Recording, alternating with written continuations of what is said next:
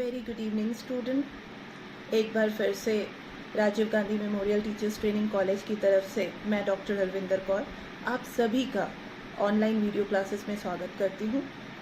जैसे कि आप पिछले 3 वीडियो से हम लोग एजुकेशनल रिसर्च पेपर के सोर्सेस ऑफ नॉलेज जनरेशन की बात कर रहे थे और पिछले 3 वीडियोस में हमने देखा कि सोर्सेस ऑफ नॉलेज जनरेशन क्या क्या होता है, ऐसे कौन कौन से स्रोत हैं जहाँ से हमें ज्ञान की प्राप्ति होती है, जिसमें हम एक चार्ट को फॉलो कर रहे थे और उसमें हमने देखा कि किस तरह से life experience, authority, tradition, custom और इंडक्टिव और डिडक्टिव रीजनिंग से हमें नॉलेज प्राप्त होता है, ज्ञान प्राप्त होता है। तो पिछले वीडियो में हमने इंडक्टिव रीजनिंग के बारे में जाना था कि इंडक्टिव रीजनिंग क्या होती है। जैसा कि पिछले 2-3 वीडियोस में हम ये देख रहे हैं कि हर एक सोर्सेस ऑफ नॉलेज जनरेशन में कोई ना कोई डिफेक्ट या हम कह सकते हैं कि लिमिटेशंस है। उस लिमिटेशन को कवर अप करने के लिए पिछले वीडियो में ही मैंने आपको बताया था कि इंडक्टिव रीजनिंग और डिडक्टिव रीजनिंग के कॉम्बिनेशन से एक नया मेथड डेवलप होता है जिसे हम साइंटिफिक मेथड कहते हैं। और यही साइंटिफिक मेथड आज मैक्सिमम रिसर्चेस में यूज़ किया जाता है। आजकल जितनी भी रिसर्चेस होती है वो साइंटिफिक मेथड के आधार पर ही होती है। तो आज हम उसी साइंटिफिक मेथड के बारे में पढ़ेंगे और जानेंगे कि साइंटिफिक मेथड क्या होता है और ये किस तरह से सोर्स ऑफ नॉलेज जनरेशन का बहुत बड़ा हिस्सा है। तो आइए शुरू करते हैं scientific method as a source of knowledge generation. Dear students, आप एक बार इस चार्ट को ध्यान से देखें। आपको याद होगा कि पिछले 3 वीडियोस में हम इसी चार्ट को लेकर के आगे बढ़ रहे हैं और सोर्सेस ऑफ नॉलेज जनरेशन में हमने life experience, authority, tradition, custom, deductive reasoning और इंडक्टिव रीजनिंग को ऑलरेडी समझ लिया है कि ये क्या होता है। और आज जो हम बात करेंगे वो हम साइंटिफिक मेथड की बात करेंगे।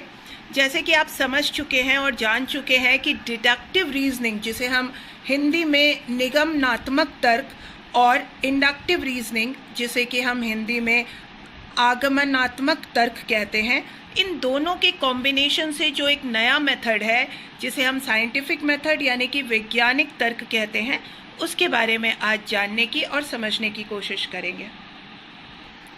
ये है साइंटिफिक मेथड यानी कि वैज्ञानिक तर्क। जैसे कि मैंने आपको पहले भी बताया था, पिछले वीडियो में मैंने आपको बताया था कि इंडक्टिव रीजनिंग यानी कि आगमनात्मक तर्क और डिडक्टिव रीजनिंग, जिसे कि हम निगमनात्मक तर्क कहते हैं, इन दोनों में कुछ ना कुछ कमियां हो जाती हैं, कुछ ना कुछ लिमिटेशंस होती है।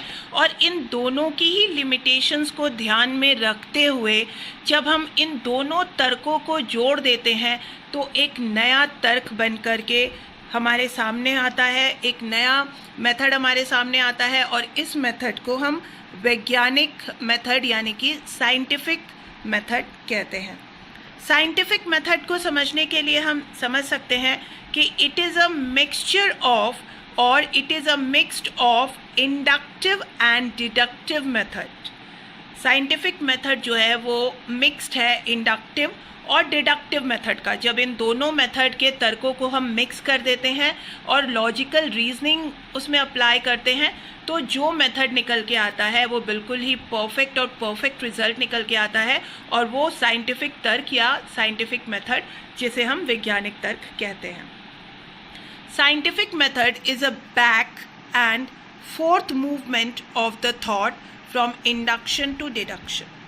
साइंटिफिक मेथड क्या है? साइंटिफिक मेथड हमारी जो भी सोच है, हमारी जो भी कल्पनाएं हैं, उन कल्पनाओं को जब हम इंडक्शन के थ्रू और डिडक्शन के थ्रू हम अप्लाई करते हैं तब साइंटिफिक मेथड निकल के आता है। In this man first operates inductively from partial known towards a meaningful whole or hypothesis.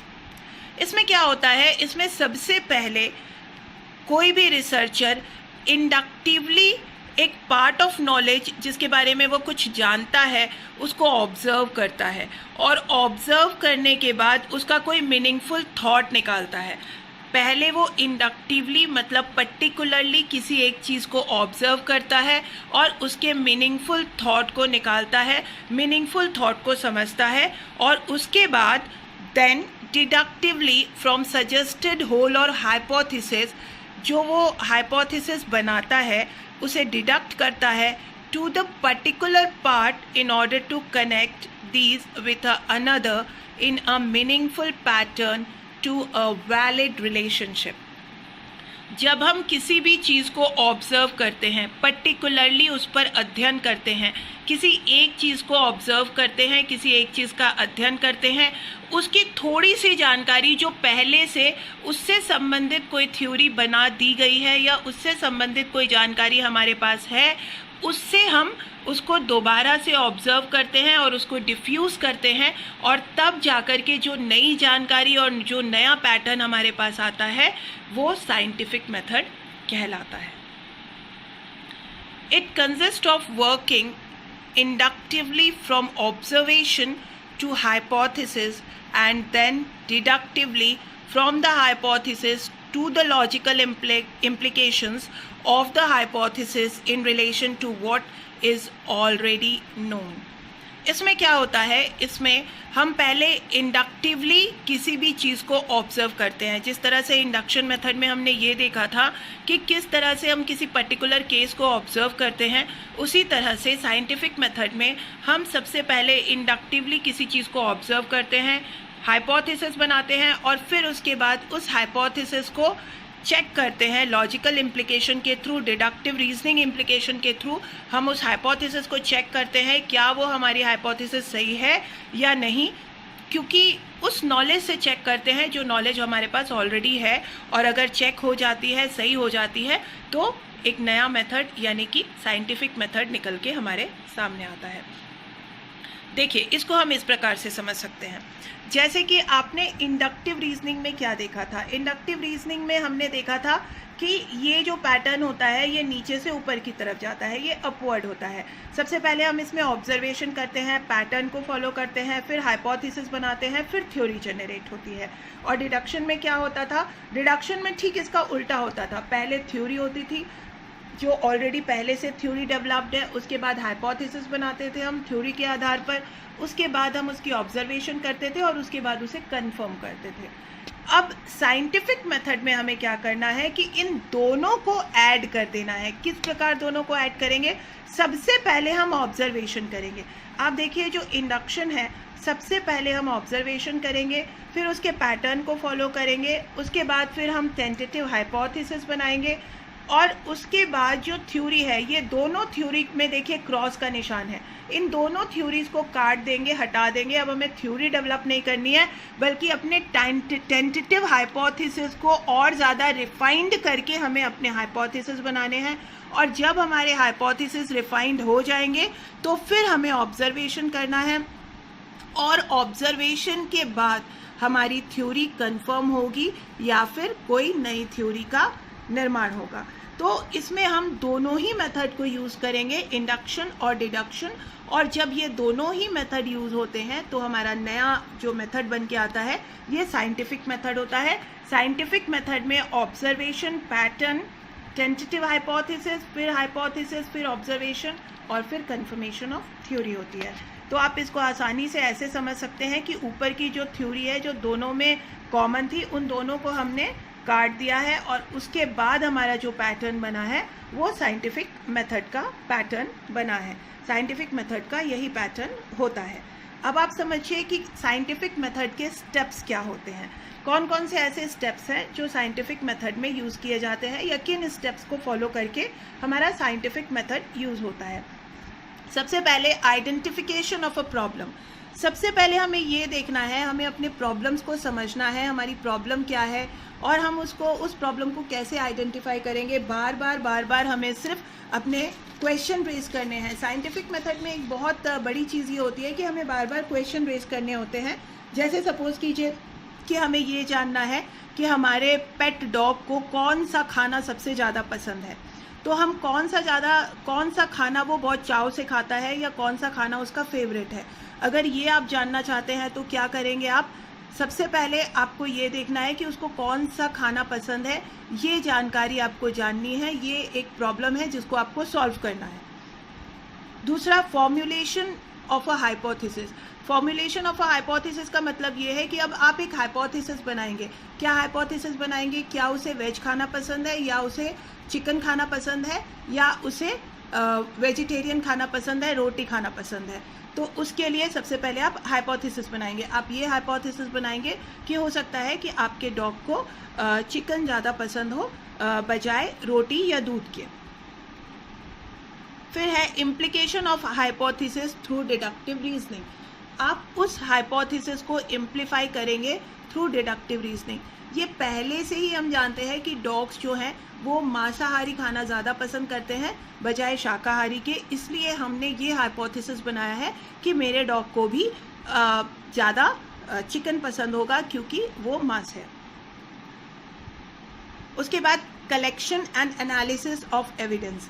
Collection and analysis of evidence का मतलब ये हुआ कि अब हम देखेंगे कि हम एविडेंस निकालेंगे। हम उसे हर तरह का खाना दे के देखेंगे, हम उसे चिकन भी दे के देखेंगे और 2 बार 3 बार करके देखेंगे कि वो किस खाने को बहुत ज़्यादा चाव से खाता है।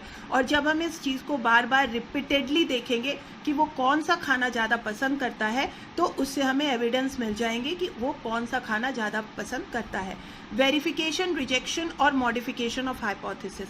हम वेरीफाई करेंगे अगर वो सच में चिकन ज़्यादा खा रहा है और चिकन ही उसको पसंद आता है और वो दूध रोटी नहीं खाता है, तो हम समझ जाएंगे कि हमारी हाइपोथेसिस सही है और वो हम एक जनरलाइजेशन थ्योरी निकालेंगे कि डॉग्स को ज़्यादा नॉन वेजिटेरियन खाना पसंद आता है।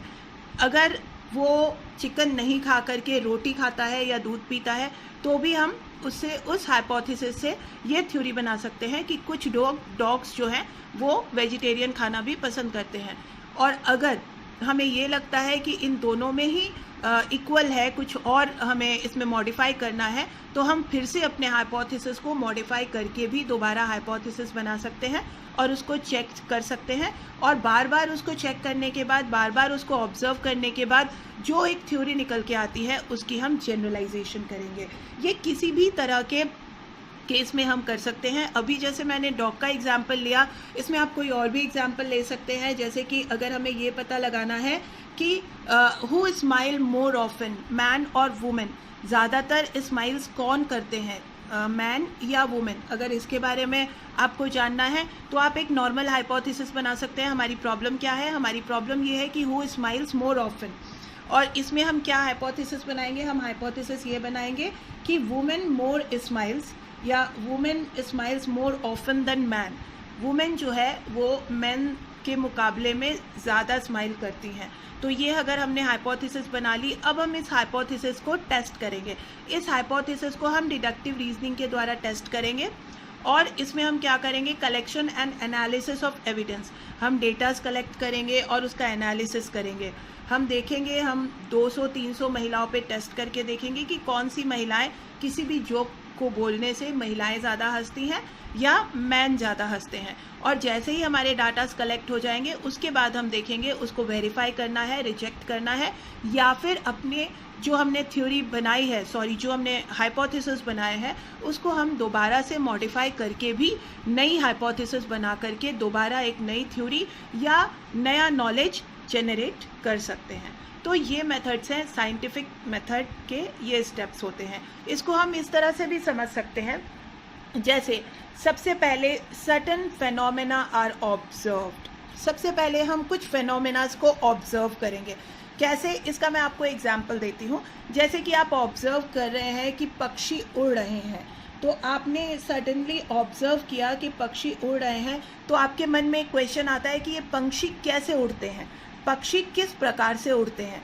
जैसे कि एक एग्जाम्पल देती हूँ कि एक वैज्ञानिक ने पक्षियों को उड़ते हुए देखा, तो उसके दिमाग में ये बात आई कि जब पक्षी उड़ सकते हैं तो क्यों ना हम भी, इंसान भी उड़े। और उसके बाद ही हवाई जहाज़ का निर्माण हुआ, उसके बाद ही हम लोग आज जो फ्लाइट्स में घूमते हैं, उस सोच के बाद ही आज हवाई जहाज़ हमारे पास है। तो इसी तरह से सर्टेन फेनोमेना आर ऑब्जर्व। जब हम किसी फेनोमेना को ऑब्जर्व करते हैं, problem situation is noted and clarify. उसके बाद हम किसी भी प्रॉब्लम को नोट करते हैं और उसे क्लैरिफाई करने की कोशिश करते हैं। जैसे कि हम देख रहे हैं कि पक्षी उड़ते हैं, तो हम ये जानने की कोशिश करेंगे कि पक्षी किस प्रकार उड़ पाते हैं, ऐसी कौन कौन सी क्वालिटीज़ है जिसकी वजह से पक्षी उड़ पाते हैं।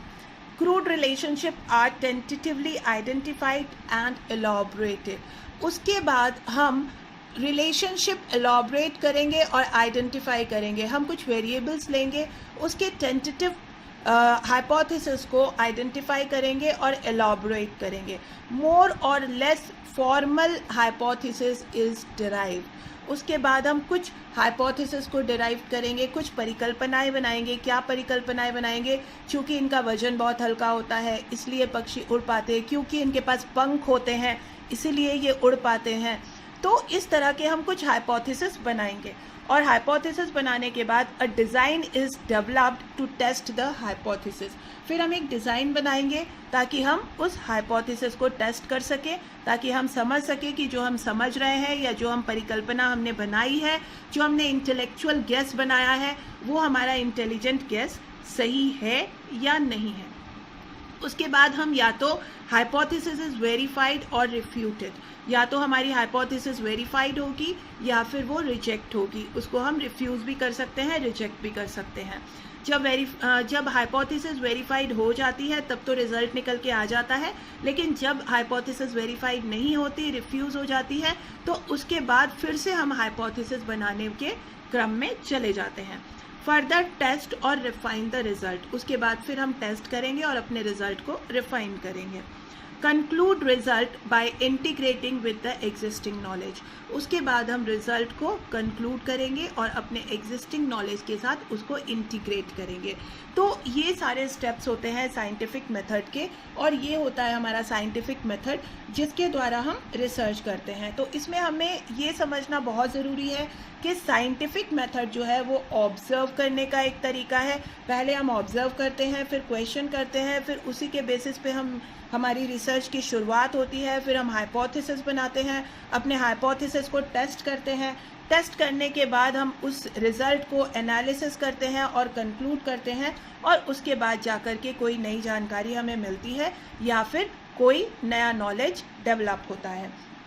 तो ये हमारे तरीके हैं साइंटिफिक मेथड के। इससे संबंधित अगर आपको कोई भी प्रॉब्लम हो तो आप मुझसे ज़रूर पूछ सकते हैं। और आज के लिए इतना ही। नेक्स्ट क्लास में हम लोग ये जानने की कोशिश करेंगे कि किस तरह से हिस्टोरिकल पर्सपेक्टिव भी सोर्सेस ऑफ नॉलेज जनरेशन का एक हिस्सा है। Thank you very much.